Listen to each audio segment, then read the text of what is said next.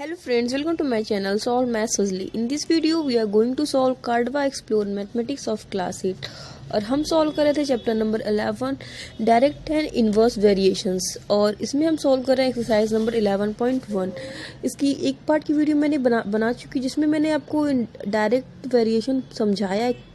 पहले समझाया वेरिएशन क्या होता है और फिर डायरेक्ट वेरिएशन को समझाया है और क्वेश्चन नंबर 1 और 2 भी मैंने सॉल्व किया है, साथ ही में कुछ एग्जांपल्स भी मैंने सॉल्व किए उस वीडियो में। तो क्वेश्चन नंबर 3 और 4 और 5 कोशिश करेंगे इस वीडियो में सॉल्व करने के लिए। तो चलिए स्टार्ट करते हैं।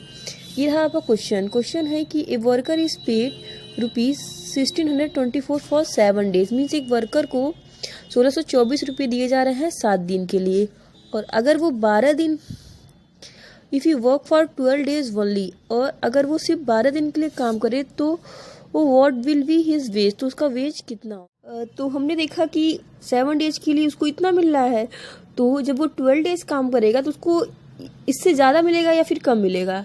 हालांकि है जब 7 डेज काम कर रहा है तो इतना मिल रहा है, तो 7 से अगर 12 डेज काम करेगा तो ज़्यादा दिन काम करेगा तो ज़्यादा पैसा मिलेगा। जाहिर सी बात है, इसमें तो कोई शक है नहीं। ये आपको ध्यान देना पड़ेगा कि हाँ मतलब अभी वो 7 डेज काम कर रहा है तो इतना मिल रहा है, तो 12 डेज काम करेगा तो हाँ ज़्यादा मिल रहा है। तो देखिए ये भी बढ़ रहा है और ये भी बढ़ रहा है, इसका मतलब ये डायरेक्ट वेरिएशन है।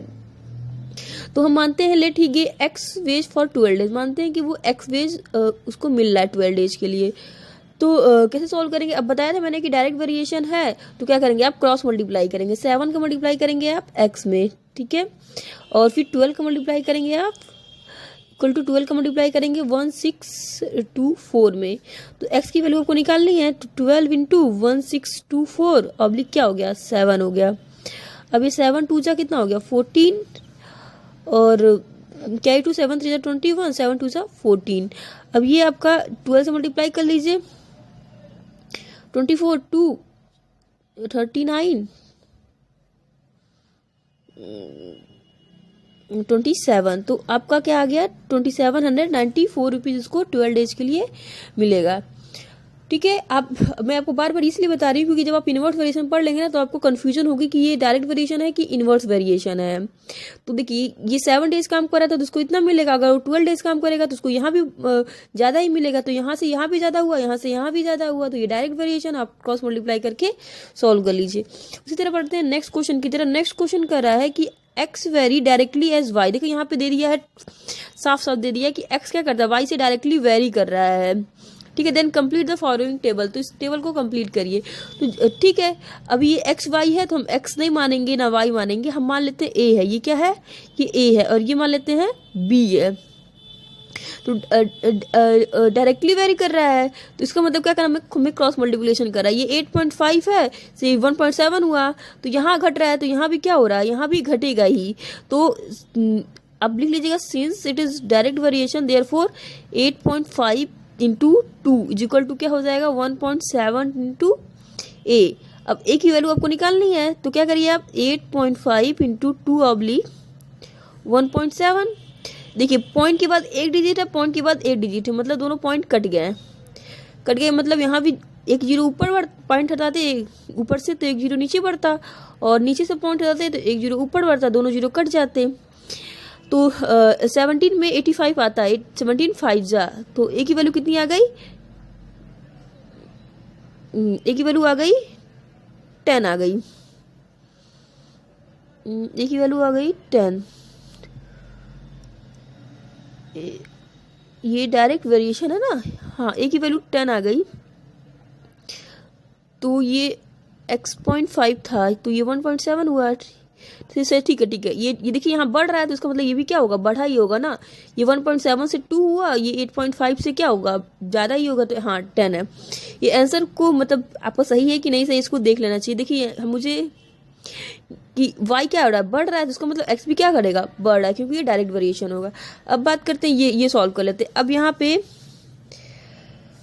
व्हेन लिखेंगे x इज इक्वल टू कितना है 10 और y इज इक्वल टू कितना है 2, और एक में x कितना है 12.5, तो y हम मानते हैं b, और since it is direct variation तो 10 into b is equal to क्या हो जाएगा 12.5 इंटू 2 हो जाएगा। तो b इज इक्वल टू क्या हो गया आपका 12.5 इंटू 2/10।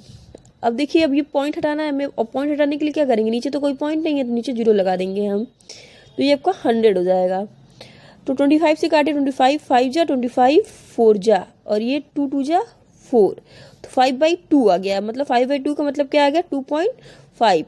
तो हमें बी की वैल्यू कितनी मिल गई, 2.5 मिल गई। तो यहाँ पे देख लीजिए ये 2.5 हो रहा है। ये ए हमारा 10 आ गया, ठीक है, और ये हमारा कितना आ गया, 2.5 आ गया। अब देख लीजिए एक बार सही है कि नहीं है। अब ये देखिए, ये 10 से क्या हुआ है, 12.5 हुआ है, बड़ा है, इसका मतलब यहाँ भी बढ़ेगा, तो ये 2 से क्या होगा, 2.5 हो गया। तो आई होप आपको क्वेश्चन नंबर 2, 3 और 4 समझ में आ गया होगा। कुछ नहीं करना है, बस आपको ये समझ लेना है कि ये डायरेक्ट वेरिएशन है कि नहीं। फिर क्रॉस मल्टीप्लाई अगर आपको करने आता है तो आपको कोई दिक्कत नहीं होगी। क्वेश्चन नंबर 5 की तरफ पढ़ते हैं कि if 1 dozen of orange cost ₹28, then how many oranges will get with 35। अब देखिए बोल रहा है कि 1 डोजन, अब 1 डोजन में कितने ऑरेंजेस हो, देखिए यहाँ पे डोजन में दिया है और यहाँ पे हाउ मैनी पूछ रहा है, हाउ मैनी डोजन नहीं पूछ रहा, हाउ मैनी पूछ रहा है। तो यूनिट सेम होनी चाहिए, मतलब यहाँ डोजन है तो यहाँ भी डोजन रहना चाहिए, लेकिन यहाँ पे डोजन नहीं है तो इसका मतलब हम डोजन को क्या करेंगे, यूनिट में चेंज कर देंगे, नंबर में चेंज कर देंगे। तो एक डोजन में कितने ऑरेंजेस होते हैं, 12, तो 12 ऑरेंजेस मिल रहा है ₹28 का। तो कितना ऑरेंज 35 का मिलेगा। तो यहाँ से देखिए कि ये कॉस्ट क्या हो रहा है, बढ़ रहा है, 28 से कितना हो रहा है, 35 हो रहा है। तो ये 12 से भी क्या, ये भी बढ़ेगा ही बढ़ेगा। क्यों, अगर जो ज़्यादा पैसा देंगे तो ज़्यादा ऑरेंजेस हमें मिलेगा ही मिलेगा, क्योंकि पहले तो हम 12 ऑरेंजेस हमें 28 का मिल रहा था, अब हम 35 रुपीज़ दे रहे हैं तो हमें ज़्यादा ऑरेंजेस मिल रहा है। तो देखिए यहाँ भी बढ़ रहा है, यहाँ भी बढ़ रहा है, इसका मतलब ये डायरेक्ट वेरिएशन है। आप लिख लीजिएगा, since it is a direct variation, और क्योंकि लैंग्वेज आप लोग को लिखना जरूरी है। फिर क्रॉस मल्टीप्लाई कर देंगे, 12 × 35 और x × 28। वीडियो लंबी हो जाती है इसलिए मैं नहीं लिख रही हूँ, यहाँ पे मैंने आपको लिख के समझा दिया है, आप ऐसे लिख लीजिएगा सारे क्वेश्चंस में।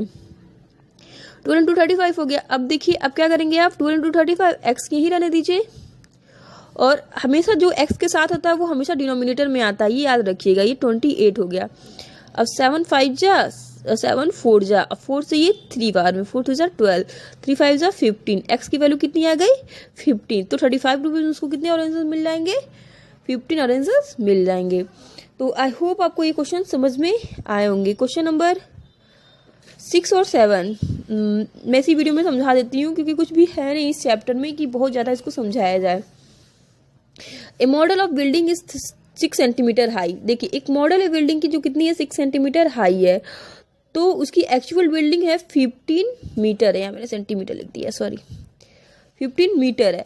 तो बोल रहा है कि अगर जो बिल्डिंग कितना 8.4 मीटर हो, if the building 8.4 metre wide, how wide is the model building. तो अगर जो बिल्डिंग क्या हो 8.4 मीटर वाइड हो तो मॉडल कितना होगा। तो इसको ऐसा समझिए कि जब मॉडल की हाइट 6 सेंटीमीटर थी तो एक्चुअल हाइट 15 थी। अब देखिए, और जब क्या होगा, उसकी यहाँ पे वृत्त दे दिया है, तो वृत्त कम है, 8.4 है, 15 से कम है ना, तो जो मॉडल की जो हाइट होगी वो भी क्या होगी, कमी होगी ना। कि जब मॉडल क्या थी 6 सेंटीमीटर थी, जब मॉडल 6 सेंटीमीटर थी तो क्या बताएगा, तो उसकी हाइट कितनी थी, 15 मीटर थी उस हिसाब से। लेकिन जब ये छोटी हो गई तो क्या होगा, ये भी तो छोटा ही हो जाएगा ना। तो ये आपको मैं इसलिए बता रही हूँ क्योंकि आप समझ पाए कि हाँ ये डायरेक्ट वेरिएशन है, तो मतलब यहाँ पे कम हो रहा है तो यहाँ भी कम होगा। तो अब देखिए क्या करें, since it is direct variation, तो 6 ×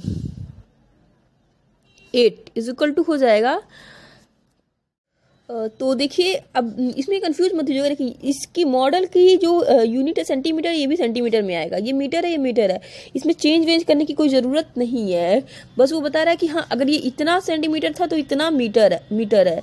तो मतलब ये इन दोनों का देखिए यूनिट सेम है, इन दोनों का यूनिट सेम होना चाहिए, मतलब इस किसी मतलब एक फैक्टर की यूनिट सेम होनी चाहिए। यहाँ सेंटीमीटर तो यहाँ भी सेंटीमीटर होनी चाहिए, यहाँ मीटर है तो यहाँ भी मीटर है। तो इसमें कंफ्यूजन मत करिएगा। x = क्या हो जाएगा, ये 3 2 जा 6, 3 5 जा 15। अब इसको मल्टीप्लाई कर लेते हैं हम, 4 2 जा 8, 8 2 जा 16, 16.8/5। अब x = क्या हो जाएगा, 168/50 कर लीजिए। अब ये काटती है, 5 3 जा 15, फिर एक करीबन हो जाएगा, फिर 5 3 जा 15, और 5 6 30। तो अब ये वहाँ 0 है तो ये शिफ्ट होके यहाँ आ जाएगा 3.36 सेंटीमीटर हो जाएगा x की वैल्यू। ठीक है, अगर आप पॉइंट नहीं हटाना चाहते तो पॉइंट यही शिफ्ट कर दीजिए। तो आप एक 0 है तो पॉइंट आपका कहाँ लग जाएगा, यहाँ पे लग जाएगा, 6 के बाद लग जाएगा। आई होप इसमें कोई कंफ्यूजन नहीं होनी चाहिए कि कैलकुलेशन कैसे करना है, क्योंकि कैलकुलेशन मैं इसमें नहीं सिखा रही हूँ। तो अब आते हैं क्वेश्चन नंबर 7 की तरफ। एक बस ट्रेवल करता है 12.5 किलोमीटर 15 मिनट्स में। ठीक है, और if speed remain the same, और अगर स्पीड क्या हो, सेम है, तो how far it travel in 4 hour, तो 4 आवर्स में how far it travels in 4 hour 43 minutes, sorry 4 hour 43 minutes में वो कितना ट्रेवल कर लेगा। तो देखिए अब इसको क्या करना पड़ेगा आपको, पूरा या तो मिनट में चेंज कर लीजिए या तो पूरा आवर में चेंज कर लीजिए, तब ये क्वेश्चन सॉल्व हो जाएगा। तो एक बार मैं आपको करके बताती हूँ। यहाँ पे ना एक गलती हो रही थी, ये मैंने 43 मिनट्स लिख दिया था गलती से, ये 45 मिनट्स है। तो यहाँ 4 आवर 45 मिनट्स में वो कितना डिस्टेंस ट्रेवल करेगा। तो देखिए पहले इसको समझ लीजिए कि जब वो 12.5 किलोमीटर ट्रेवल कर रहा था अब 15 मिनट में, तो ये बहुत ही कम टाइम है। ठीक है, अब 4 घंटा है, 4 घंटा में जाहिर सी बात है ज़्यादा ट्रेवल करेगा। तो देखिए ये 15 मिनट से 4 घंटे हुए हैं। ठीक है, 4 घंटे 45 मिनट, 4 आवर 45 मिनट्स, तो ये 12.5 से ज़्यादा ही होगा। तो यहाँ भी बढ़ रहा है, यहाँ भी बढ़ रहा है, इसका मतलब ये डायरेक्ट वेरिएशन है। ठीक है, इस बात को मैं बहुत प्रेशर इसलिए कर रही हूँ क्योंकि अभी आप जब इनडायरेक्ट वेरिएशन का क्वेश्चन लगाएंगे तब आपको बहुत ही कन्फ्यूजन होगा। तो अब हम 15 मिनट्स को चेंज कर लिए 15/60 आवर्स में, और 4 आवर ये 45 मिनट्स है, 43 कर रही थी इसलिए, तो ये 4 आवर 45 होल बाई 60 हम लोग लिख सकते हैं, और इसको हम लिख सकते हैं 285/60 आवर्स लिख सकते हैं। अब हम क्रॉस मल्टीप्लिकेशन कर लेंगे, 12.5 में हम मल्टीप्लाई कर लेंगे 4 आवर 43 मिनट्स, जो है 285/60 आवर, तो 285/60 आवर्स इज इक्वल टू क्या हो जाएगा 15 मिनट्स। 15 मिनट्स को हम 50/60 लिख दे रहे हैं, क्योंकि देखिए दोनों को या तो आवर में लिखिए या तो मिनट में लिखिए, दोनों को जो एक फैक्टर होता है उसका यूनिट सेम होना चाहिए। तो हमने यहाँ पे आवर में लिखा है, ठीक है, इंटू एक्स। अब देखिए यहाँ पे तो 60 से 60 कट गया, क्योंकि ऐसे LHS और LHS में डिनोमिनेटर से डिनोमिनेटर कट हो जाता है। अब हम क्या कर सकते हैं, एक्स इज इक्वल टू हो जाएगा हमारा 12.5 इंटू 285 कितना हो गया 15 हो गया। अब इसको सॉल्व करिए, इसको सॉल्व करेंगे तो देखिए पॉइंट यहाँ पे हटा दीजिए आप, अगर आप पॉइंट हटा देंगे तो ये 150 हो जाएगा। फिर आप 25 से कट करिए, 25 से कट करेंगे तो ये 5 टाइम में जाएगा और ये 6 टाइम में जाएगा। तो अब हम आगे बढ़ते हैं, तो 285 में 5 को मल्टीप्लाई कर लेते हैं, 5 5 25, 2 5 8 40 और 2 कितना 42, 4 और 5 2 10 और 4 14/6 इज इक्वल टू एक्स हो गया। तो अब देखिए ये हमेशा याद रखिएगा किलोमीटर में है, क्योंकि यहाँ पे हमने किलोमीटर डिस्टेंस निकाल रहे हैं। तो 6 2 12, ठीक है, और 6 2 12 13 14, 6 3 18, 4 बचा, तो 6 3 18 और ये 45 हो जाएगा, 6 7 42, अब थी 6 5 35, ये आ गया 237.5 किलोमीटर।